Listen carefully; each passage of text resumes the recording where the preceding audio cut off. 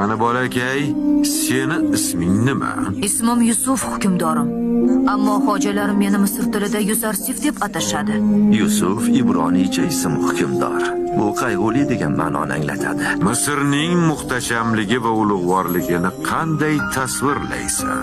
Garchi olim kishilar oldida fikr bildirish odobsizlik sanalsa-da, hukmdorning o'zlari buyurganlari uchun men fikrimni aytaman. Misrning muhtashamligi va ulug'vorligi meni lol qoldirdi. Ular menga baland tog'lar va ulkan cho'qqilarni eslatib turibdi. Ammo menimcha kichkinagina yam-yashil adirlik qo'ylar oziqlana olmaydigan shipshidam cho'qqidan yaxshiroq bo'lsa kerak. Sen haqiqatan ham Misrning muhtashamligi va ulug'vorligini baland tog'lar kabi ko'rasanmi? Shunday janob oliylar.